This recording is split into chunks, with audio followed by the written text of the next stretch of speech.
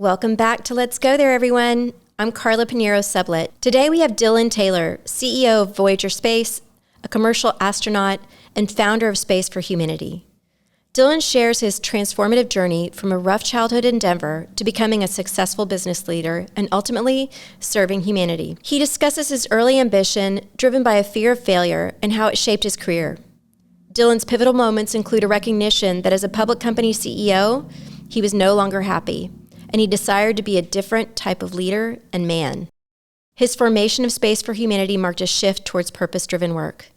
Dylan's experiences, including witnessing Earth from space and diving to the Mariana Trench, awakened him to the fact that we are all connected. He emphasizes the importance of mind, body, and spirit as an investor, taking on larger-than-life projects in space innovation.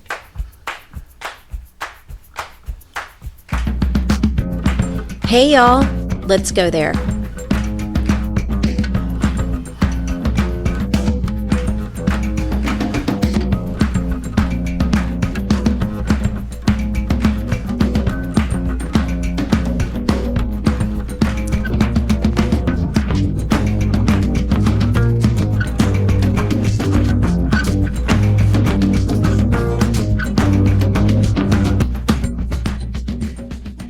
Dylan, welcome. Thank you. It's so great to be here, Carla. You were the one that was really encouraging me to do a podcast. We met at a retreat, a planning session for a fellowship that we're both a part of. And we were on a hike together. And I opened up to you about the fact that I was being pursued for hosting a podcast. And I was trying to think about whether or not I'd actually do it. And you said, do it. I'll be your first guest. That's right. And you really encouraged me. And here we are. We're doing it. Well, it's my honor to be here. Oh my gosh, I should be saying that to you.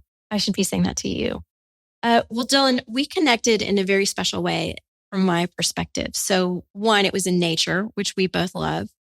But also I felt like when we were talking to one another, there was a deeper spiritual connection there. I don't know if you felt the same thing. I did. I felt like, okay, this is somebody who gets it, somebody that has a very unique perspective.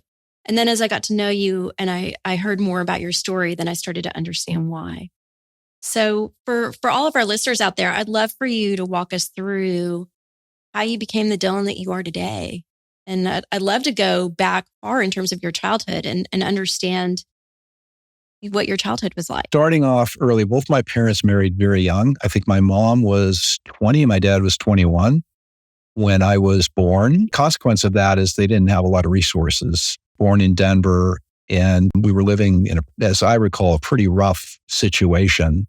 The reason I mentioned the early years is I think, scarcity and this kind of feeling that there's not enough to go around, I think is very imprinted at a young age. And so I think the fact that we were living a bit rough those first, 6-7 years of my life, I think did impact the way I saw the world, at least initially. What does living a bit rough mean, Dylan? What was the scarcity about? We lived literally next to a group of Hell's Angels. They would steal my toys just to get, see my reaction. Believe it or not, they poisoned the family dog. Again, just to kind of see kind of what emotional trauma they could kind of wreak on us. Things where you have to wonder, is the world a kind world or is it a cruel world, right? Those are the kinds of things. And of course, my mom was fantastic and very loving and the extended family was. So it wasn't like I was getting 100% of a kind of a cruel world viewpoint. But I think, again, those things kind of imprint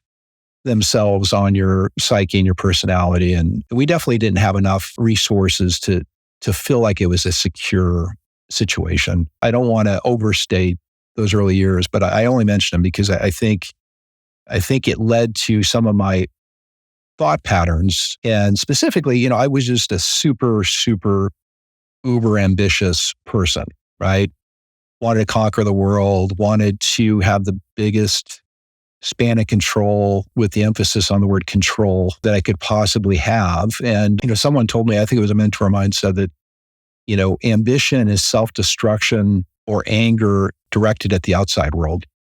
And anger directed, inner state is self-destruction, right? So ambition really is this, there's some, almost violence to ambition in terms of, I'm going to run over people. I'm going to I'm going to do whatever I need to do to, win, whatever win is, right? And I was very much programmed that way. Hyper competitive in sports. I played sports growing up. So very hyper competitive. My worldview was life's a competition. I'm going to win. The world's a fixed pie. There's only enough to go around. I'm going to get more than my fair share. That kind of thing. That's kind of how I saw the world. And I was successful in quotes. Yeah. Right? Successful at school and successful in business. And I think, generally, I definitely, if the triad is mind, body, soul, I was totally in my mind. I can very much relate to that sense of drive and ambition as a way to build security, quite frankly. Right. How did that ambition, I actually want to talk about the positive side of it for a bit. How did that ambition serve you, Dylan? And once you were in that more idyllic childhood, what did that look like? You talked about sports, but what were some of the other ways that ambition served you? I think just knowing that there was more to the world than a small town in northern Idaho. A lot of my friends growing up in high school never left. And I think that's one of the traps of a small town, if you will. It was always my understanding that the world was a big place. And if I wanted to win, whatever that was, I had to, play in a bigger sandbox. So I think it served me well in that regard. I was always looking to, I say, a broader worldview. I think a lot of ambitious people are travelers in general because they're sort of explorers, which I know we'll get into that, but they're curious about the world. And I think they're curious about the world because they want to understand it better so that they can bend it to your will, right? There's probably a linkage there. And so I think that's where it served me well. It's interesting. I wouldn't change a thing. Even though, there were some rough moments there, it shaped who I was. Now, I think I ended up in a place where I wasn't very proud of the person I was. And that led to another transformation. But I wouldn't do anything differently or hope to have anything differently growing up because I do think it was very formative. Yeah. I want to get to that in a second in terms of you not being proud of who you were, who you'd become at that point. What did post high school look like? Where did that take you? Yeah, I went to the University of Arizona where I was able to, learn how to influence people perhaps and how to lead people, at least lead with a small L. And then from there, did you go straight away to your MBA or was there some time in between? Time in between, I got a job to move to Chicago and was working for a Swiss electronics company. And they ultimately sent me to business school, which is where I met my wife, by the way, University of Chicago. So that was a great outcome there. So you meet Gabby. Mm-hmm, I did. And then what? Well, before I met Gabby, I moved to Switzerland, actually. So Gabrielle and I had met in business school, but we weren't dating. She was actually dating someone else. And so we were just friends. I moved to Europe, which is very formative. I was over there for 2 years in Switzerland specifically. And then as I was moving back, I had gotten promoted to run North America for that company. And as I was moving back, that's when Gabrielle informed me that she had broken up with her boyfriend and thinking to myself, well, maybe this opens up an opportunity for us to date, which of course we did. And within, I think it was 9 months of dating, we were engaged and married about 6 months after that, and then had our first child within, 2 years of this all coming together. So, but I did move back to Chicago. It was then where I actually had an industry change, and I went from electronics to real estate services, and had the job I always wanted or thought that I wanted, but was feeling pretty disconnected. At the time, my friend was working for a company, and they were looking for people with international business experience who had MBAs from top tier schools. There were only 5 schools on their list, Chicago being one of them, that had global account management experience. And my role in Switzerland was actually running the global account for Ford, which was the largest account for the company. So I literally, ticked all the boxes they were looking for. And I thought, well, this is interesting, different industry, senior role, gets me back to Chicago. And so that's when I took that job. So I'm hearing up and to the right, up and to the right, up and to the right. Does your career continue to take that progression? It does. Yeah. When I was at that electronics company, again, a lot of this is luck, Carla, as you know, being a senior executive is a lot of luck. And I think I was promoted 6 times in 5 years at that electronics company.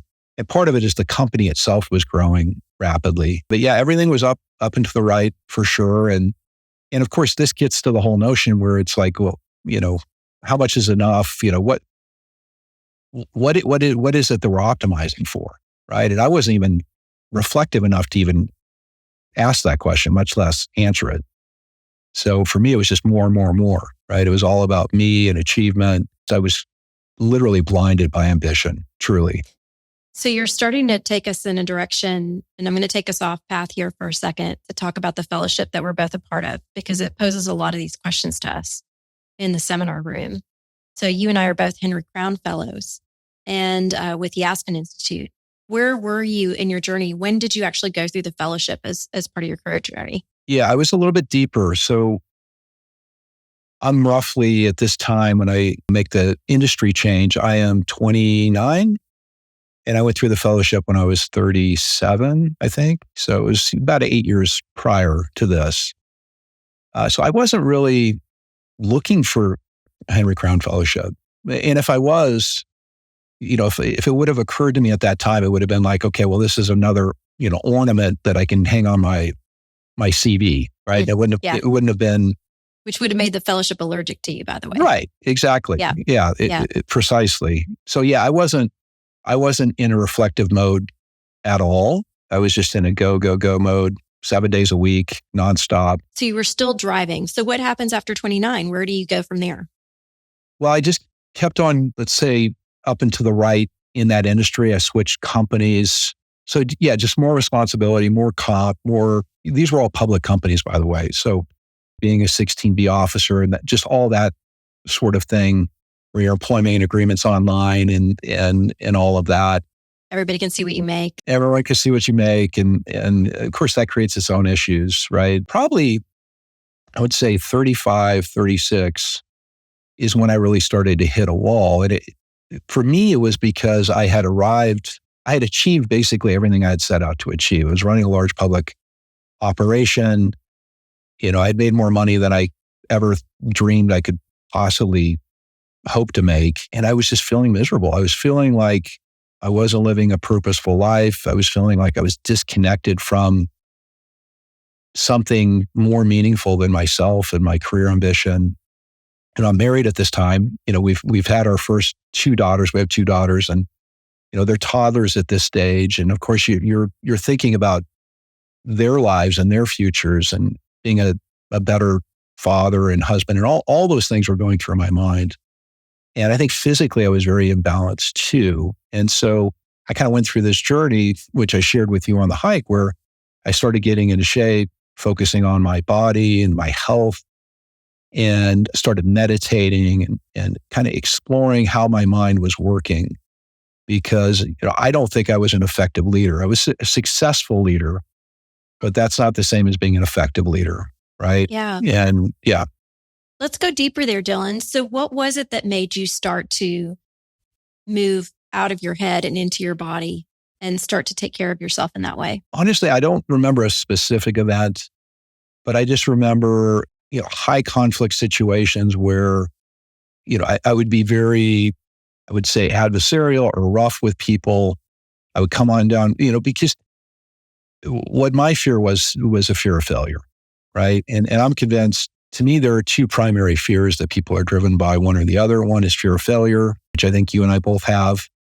And the other is fear of success, which I can't relate to, but there are people who don't want to be successful because they don't want to be in the spotlight and they don't have the pressure of having to perform, right? To me, that energizes me. I love the idea of success, but for some people, that's what they're afraid of. And so what they end up doing is undermining themselves and shooting themselves in the foot because they're afraid of success. For me, fear of failure was all about if there was anyone in my orbit or in my life that was increasing the likelihood that I wasn't going to be successful at something, I would immediately lash out at them, right? Because it was really a fear-based pattern. And do you remember Daniel Goleman's book, Emotional Intelligence? Yes, of course. So I remember reading that. I actually met Dan at the World Economic Forum. So, as part of, being in this executive, realm, of course, you get invited to things like Davos and that kind of thing. And I remember being at a dinner and it's just occurring to me now to tell you this story, but being at a dinner with a Tibetan monk, a bunch of Fortune 500 CEOs, and Daniel Goleman. That's my kind of dinner. Yeah, it was amazing. But I do remember Daniel said something. Well, there were two things at that dinner that I took away. One was the Tibetan monk, whose name escapes me. We were talking about love and we were talking about connection. And he said something about, well, anything that's outside of yourself is a form of grasping.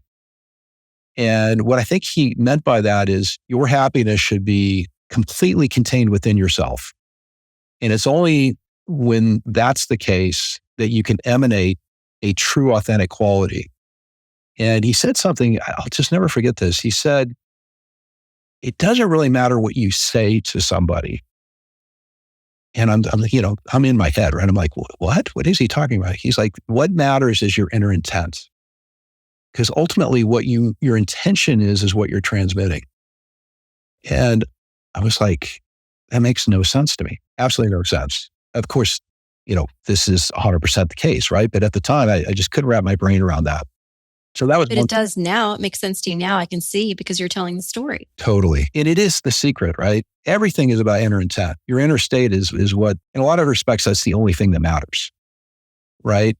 And so that was one thing. And then Daniel, I later read his book, but he was talking about how we have these patterns. And, they're basically like algorithms where, you input X and out comes Y. And I thought to myself, when I unload on people or when I lash out, it really is a program that I'm running in my head. And so that kind of gave an me emotional pattern. And that, after I read the book, I thought to myself, okay, can I kind of do an out of body so that before these dominoes topple, I can sort of short circuit, the process, if you will, be the observer rather than the participant. And of course, that's what meditation's all about, right? So all of these different things were kind of coming together in my head. And that's when I think I really got more control over my emotional tone, the way my mind worked or works, and became more self-aware. I think that's really how that all came about. You call it out of body, but I almost wonder if it was more embodied. Like you actually centered yourself and listened to what it was that you were actually feeling and doing. Totally. No, I think that's a better way to put it. The analogy I use, and this is part of the reason why I call it out of body, is, if consciousness is the stream, a lot of people don't know they're in a stream, right? So it's like getting on the shore where you can observe this state, right? So to me, it was just being one layer removed. But of course, that's all within yourself. Yeah. But that's sort of the metaphor in my brain that I was using. So I want to come back to, you are high-powered public company CEO in your 30s, which is unbelievable. You are operating predominantly from a place of mind. You're starting to come into your own physically with practices like meditation and the physical. What are some of the things you started to do? So you and I talked about triathlons. Yeah. Did you start straight away with triathlons, or how did you begin to train your body? Yeah, I started with sort of weekend warrior 5K. By the way, I was never a runner. I strongly disliked running. Strongly. And you and I share this. I just liked it, so I became a runner. Well, that's just it. And I wanted to hack my brain a bit. And there was a mentor, and I think a couple of books brought this up as well, which I subscribe to, which is these inner patterns and this programming you have. A lot of people try to fix that and spend a lot of time trying to fix it. To me, you can't fix it. But what you can do is you can redirect it. You can be aware of it, because these are energy sources, right? So you take a fear of failure and this keen sense of competition, which is really a fear of failure as well, fear of losing, certainly. And rather than try to fix that, because if you try to squash it, it's going to manifest in some other part of your life, redirect it, use it for something positive. So I thought, I can kill two birds with one stone by focusing on competitive athletics in a way to get myself into shape and also to focus my mind. I'm always very goal-oriented, always have been. So that's sort of how I came about, and was, doing weekend warrior 5Ks. And then, of course, just being ambitious. It's like, okay, well, I did that. What's next? And then it's go, okay, I have to do a triathlon. I have to do a longer triathlon. I have to do the longest triathlon, right? This is part of the trap. I've since dialed that back, by the way. But yeah, that's kind of how I was thinking about it is, you take this energy source, redirect it for something positive, and have these health benefits come back to you. Yeah. Initially, that was mine too. It was my stress reliever until it got to a point where I was actually using it to kind of inflict pain on myself. I drove it to an extreme. Yeah. Overtraining is classic for ambitious people because they don't know when to downshift. Yeah. Okay. So we're getting up to your inflection point. So 36, 37, you're about to enter the fellowship. What's going on in your life? Yeah. So I would say I'm emerging in terms of realizing there's so much more to life than, monetary success or your CV and these kinds of things. So I'm reflecting on that. I'm becoming a better leader. I'm becoming a better husband, father, friend, all of that sort of thing. But I was missing purpose. Purpose really meaning, I was enriching people I didn't really respect, frankly, people I didn't like in industries that I thought were predatory or extractive. And so that's when I started reflecting on, what is my purpose, right? It's like, why am I here? And that's when I read a book that was super influential. Actually, I didn't read the book first. I watched the lecture first, called The Last Lecture. It's a lecture on YouTube, Randy Pausch.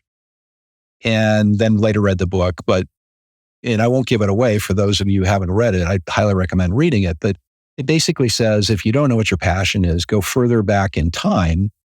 And the closer you get really to your childhood or your kind of origin story, the more likely it is you're going to find that source. And for me, it had always been space. Always, always, always. And super passionate about it. Lost my way in terms of that being an industry because it wasn't really an industry that existed in a way that I could dive in and have an impact on. But as I'm reading this book and, I have the monetary resources and I have, a platform, if you will, I thought to myself, another theme in the book is you can have your cake and eat it too and keep your day job and pursue your passions. So that's really when I started getting involved in the space industry as initially an investor, not because I was a great investor necessarily, but it was the way I could meet the entrepreneurs, learn the business plans, build a reputation in the industry.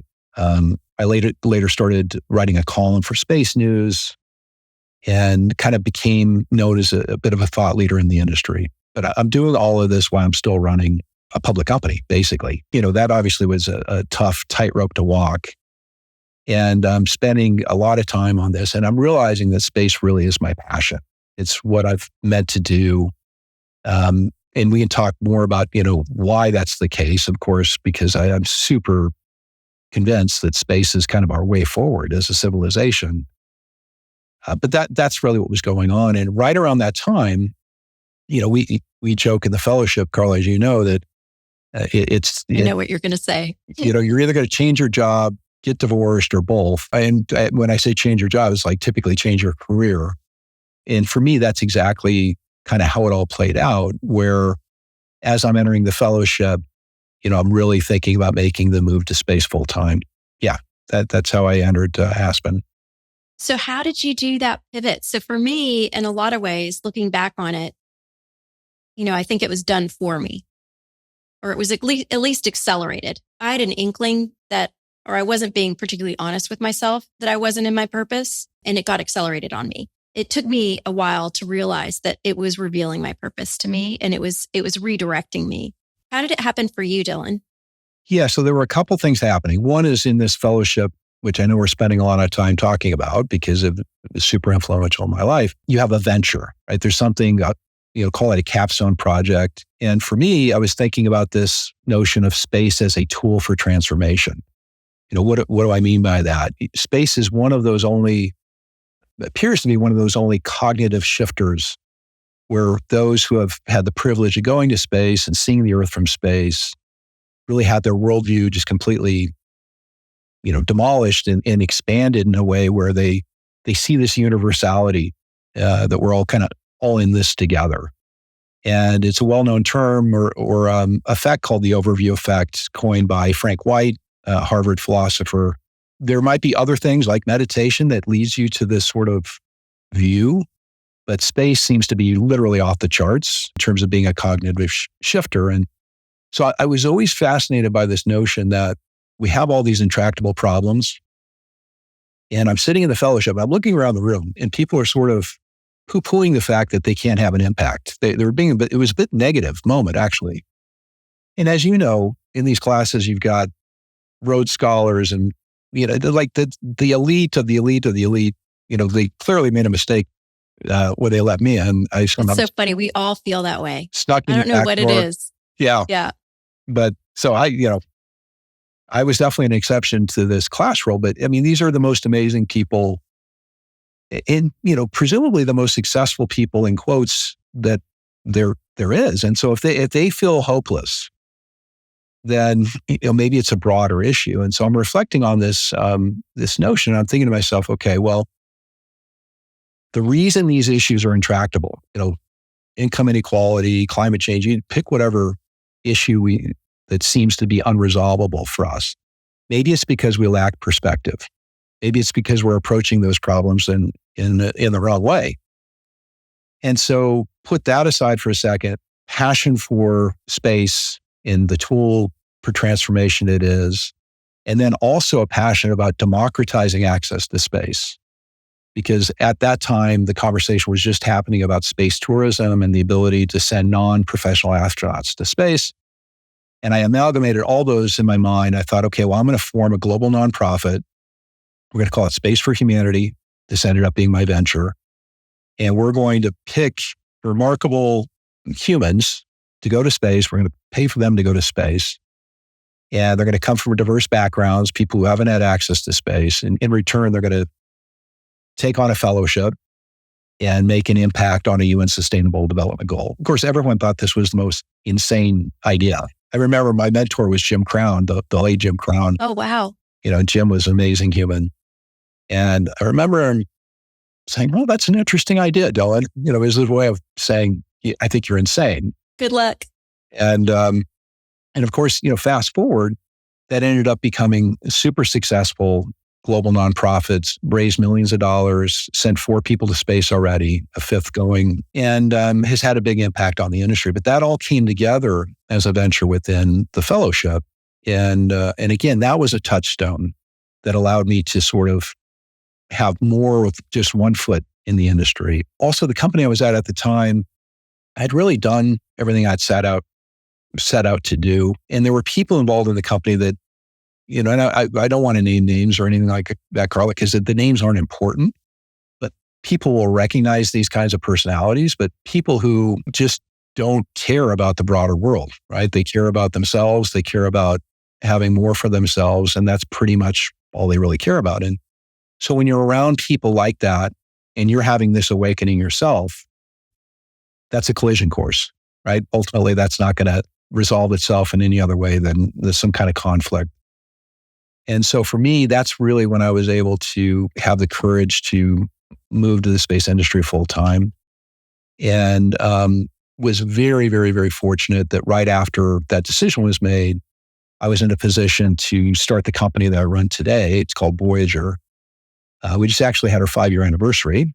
Congratulations. Which is great. And, we have plans to take the company public at some point and, do other great things. But our biggest project that we're working on right now is building the replacement to the International Space Station, which was a massive contract win that we had about halfway into our founding. As you know, doing what you love, feeling like you're at the apex of, it's ikitai, I think, in Japanese, what the world needs, what you're good at, what you get paid for, and what you love to do. And I think if you're operating in that zone, then you're really, unstoppable in many respects. And that's really how I feel right now. I just feel immense gratitude that I'm able to, work on these things that I think are super important and are very purposeful, and it gives me a lot of joy. You used the word awakening just now, and I mentioned it earlier when I talked about our hike together. One of the things that you and I connected on, along with mind body, is the spiritual component. Yeah. Of what's happening in our lives right now. And I observe you as a very spiritual person. And what gave you that perspective? Was it going to space? When did that happen for you? And tell us a little bit about your perspective. Yeah. So I think it happened before the privilege of going to space, which we can talk more about because that was a life changer.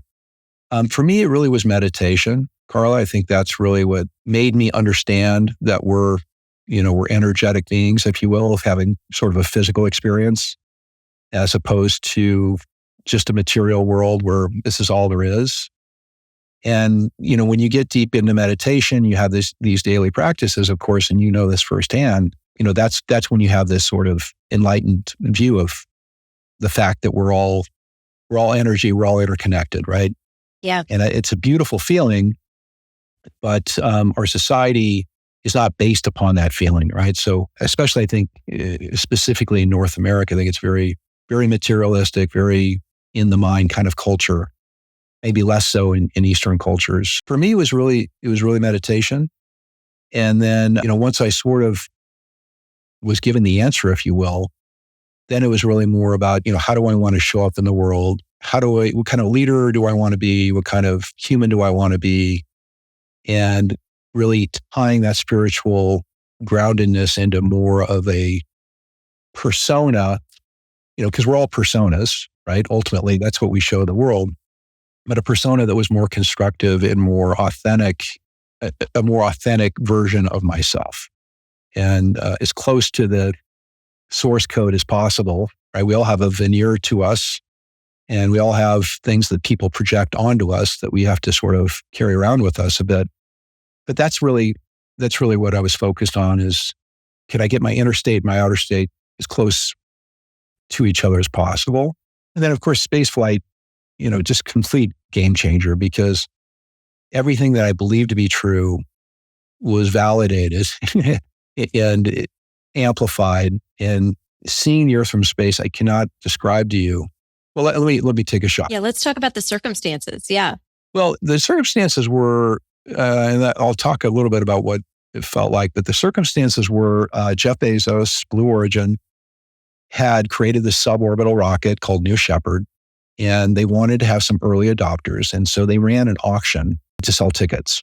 And what I wanted to do was bid high enough to be noticed, because you want to be on their call list, but not so high that you actually win, because I knew someone would pay, 10x what it was worth, just because there's always going to be that guy, if you will, or that lady that overpays. And of course, there was someone who did that. But I had bid enough to be on the list. And so ultimately they called and they said, well, look, for what you're willing to pay, this is what we could do timing wise. And I said, great, done. Let's do it. And originally I was supposed to be on human, I think, space flight 15. By the way, they've only done, I think now, 7 human space flights. So I would have flown, in 2030 or something like that. But what ended up happening was I kept on kind of moving up the list. They said, well, you're now on flight 11. You're now on flight 10. You're now on flight 9. And I remember thinking, what's going on? I'm not complaining, but, and I finally talked to someone internal at Blue Origin. They said, Dylan, you have to understand, you're the only nice person that they're dealing with. Like, everyone they're dealing with is like a jerk. And they're like, wow. And I thought, well, if that's the secret, then that's easy. Right? It's easy to be nice. But I think the other thing was, back to Space for Humanity, they were looking for early commercial astronauts that were passionate and were really about this ethos of democratizing access to space, the overview effect, because Jeff, I think, believes in all this as well. And we're back to intent, what that Buddhist monk told you. Yeah, totally. Your intent was shining through. I think that's a better way to say it. I think that's what I was transmitting. And so I ended up getting moved up to human space flight 3. And ultimately that ended up becoming a very notable one, because Michael Strahan was on that flight. And, he's co-hosted Good Morning America and Fox NFL Sunday and all that. So it was a big media extravaganza. And then Laura Shepard Churchley, her father was Alan Shepard, who the rocket was named after, first American to go to space. She was on the flight. So it became a very notable flight. But, Dylan, sorry to interrupt you, but were you scared? It's so funny. The short answer is no. I would have told, and I did tell all my friends and family, I'm like, I am going to be an absolute mess. When you get to final countdown and it's 10, 9, 8, I'm like, how can you not be, right? Like you're going to be terrified. And the fact is, Carla, honest to goodness, I was not scared at all. And it wasn't just me, the entire crew was not scared. I think my heart rate on launch, as I recall, was 62. No way. True. And I think my resting heart rate is around 51. So not much more elevated. And I think the reason is, first of all, I'm not a particularly brave person. Crazy maybe, but not particularly brave. I think that's debatable. Well, but I think it's the training, honestly, because you're going through the simulations over and over and over again. Even walking across the bridge to get in the capsule, the tradition is you ring the bell. We rehearsed that. We rehearsed going up the stairs. We rehearsed everything, strapping into the capsule, all that over and over and over again. I didn't realize there was that much preparation. Yeah. And I think so your brain is saying, okay, well, I know what's happening, right? I know what the next step is. So I think that's part of it. And then the other thing, honestly, it didn't occur to me on launch day, but as I was reflecting on it, it's like, look, this is my lifelong dream. And if we're all on a one-way trip, right? This is the thing that, a lot of people refuse to process in their brain, but we're all on a one-way trip. So if this was my exit, if you will, then it's a hell of a way to go. Hell of a way to go. Instant cremation. But yeah, it's so funny because I would have thought I would have been terrified, right? You're strapped to a controlled explosion, right? I mean, and by the way, there's like probably 1 in 25 chance you're not going to make it. I mean, it's not 1 in 1,000. So yeah, those are the kinds of, so let me, if I can, just describe a bit of what it's like to see the Earth from space. So for me, imagine a new emotion. It's 3 parts. So the first part is this sense of awe and love that is so penetrating that it's the deepest feeling you've ever felt in that regard. And it's sort of a universal beauty that you're seeing, this sparkling blue marble that's literally shimmering, the most vivid blue you've ever seen.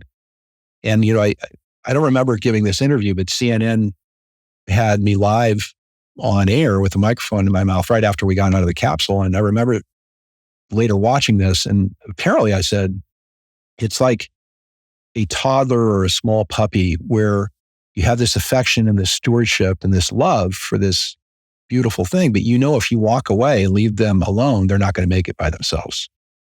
So it's this love, stewardship. So that is a deep feeling.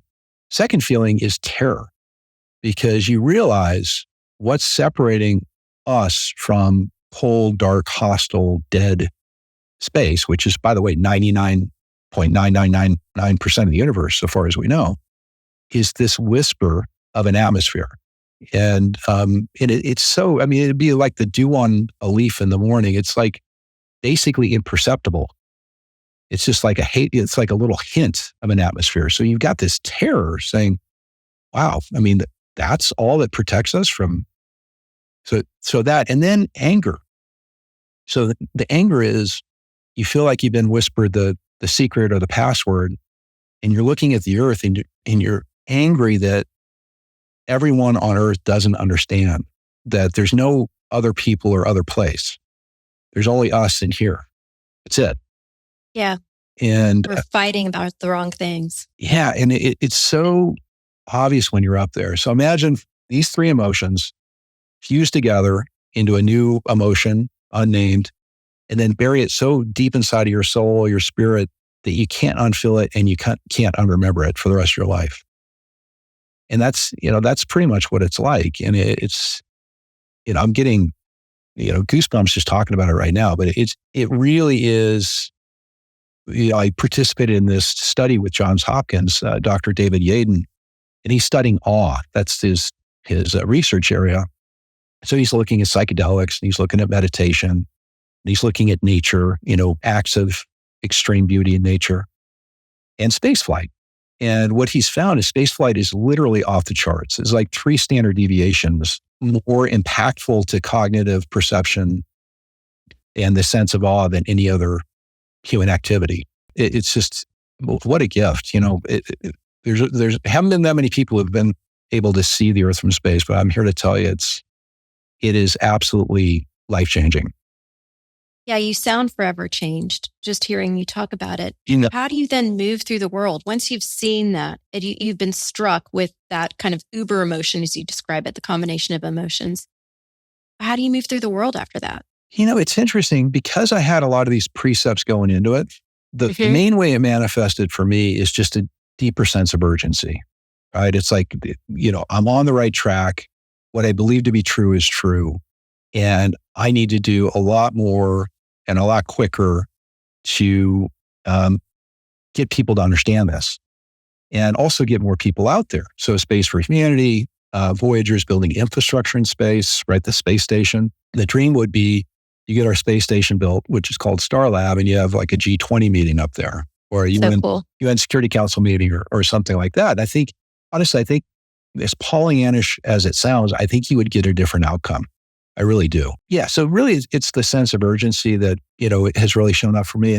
And the other thing, which I should have mentioned along the way, is I had a mentor who said, Dylan, once reflected glory, the glory that others are getting because you've enabled them exceeds your ambition for personal glory, that's when you know you're truly a leader, right? And so for me, I went through this transition, which I think most people do, where it's all about mentorship and it's all about accelerating others' success. And it's about enabling others to shine and to find their way and find their purpose. Right. And I think this is a really important part of the journey because it's, you go from a taker to a giver. And of course, Yeah. the secret of the universe is the more you give, the more you get, right? Which is, That's right. you try to explain that to someone who's 22 and hyper ambitious and they have no idea what you're talking about.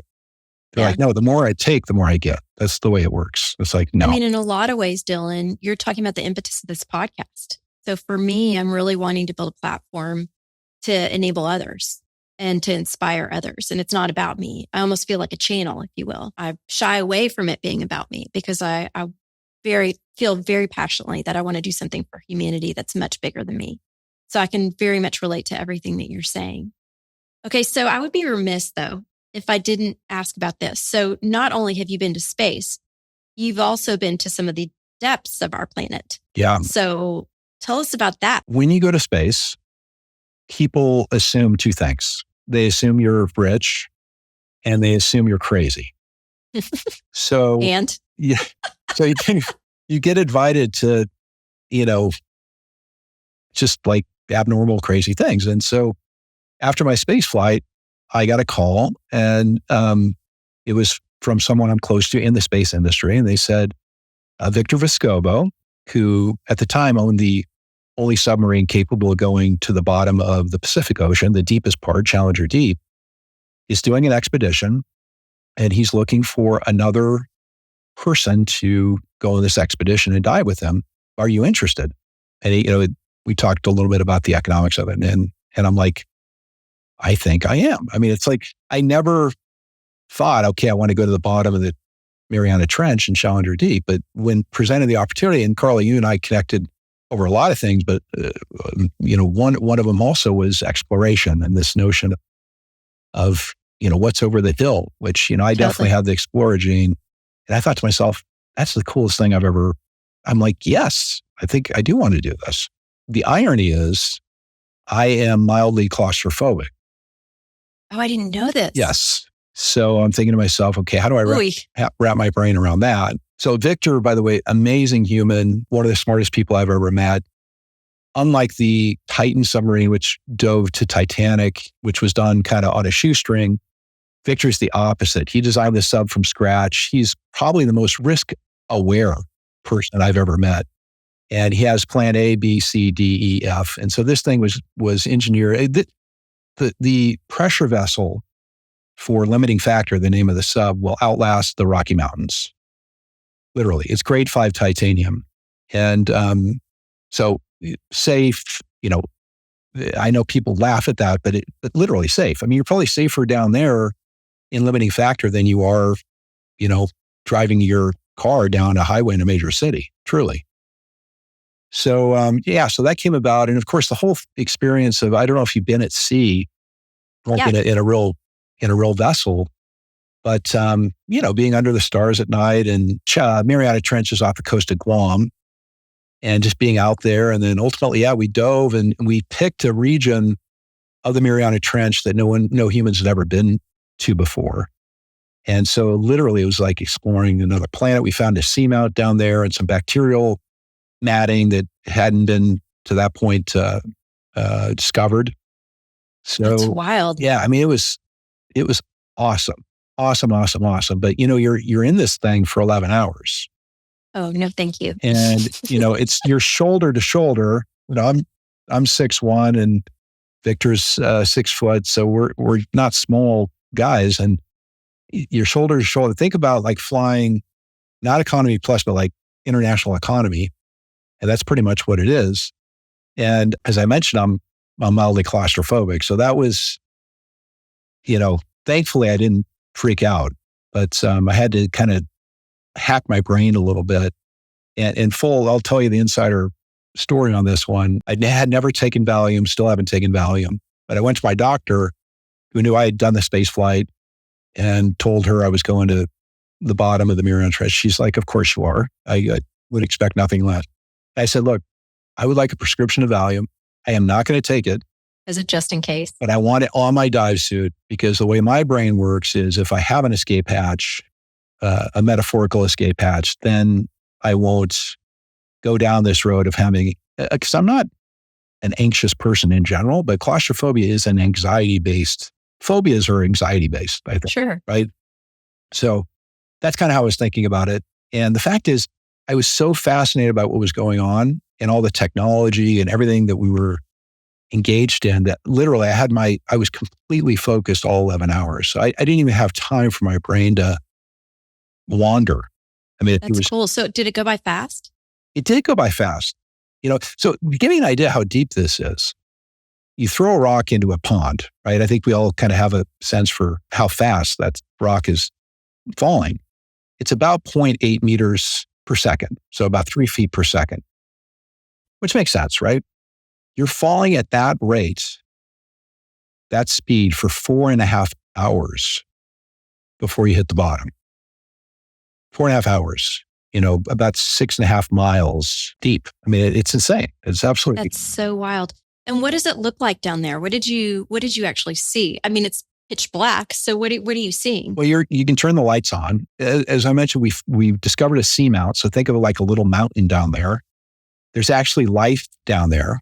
There's a form of shrimp that have somehow incorporated aluminum oxide and other minerals into their shells to kind of basically create a metallic outer shell, if you will. No fish, but you get some crustaceans down there.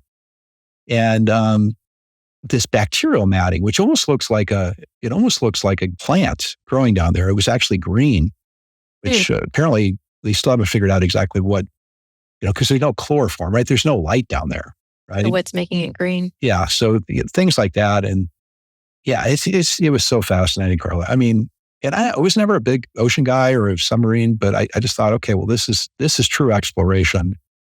And so that ended up being a pretty great adventure. So what did it do for you in terms of your perspective? I think it was to understand, first of all life comes from the ocean, right? We're all of the ocean. And it is way more massive than I think we understand. I mean, we really live on a water planet with some land, opposed to the other way around. And so much of the oceans are unexplored. A lot of that kind of came to mind as we were doing this. And ultimately, if we want to have a healthy Gaiosphere, if I can use that term, we have to have healthy oceans. So that's some of the takeaways that I had from that. Yeah. Okay. So you've taken us on this incredible journey, Dylan. And I think that one of the things that I've observed is just your energy in terms of hearing you talk about your trajectory and the energy that drove you from an ambition standpoint. And then the pause that happened at your reflection point. And now it's driving you now. From a mind, body, spirit perspective, how do you take care of yourself now that you're in service of humanity with the work that you're doing?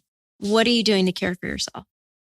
Yeah, well, I have a daily practice, and incorporates, a lot of things that I think people either think are cliche or new age-ish, but they work. Things like meditation, of course.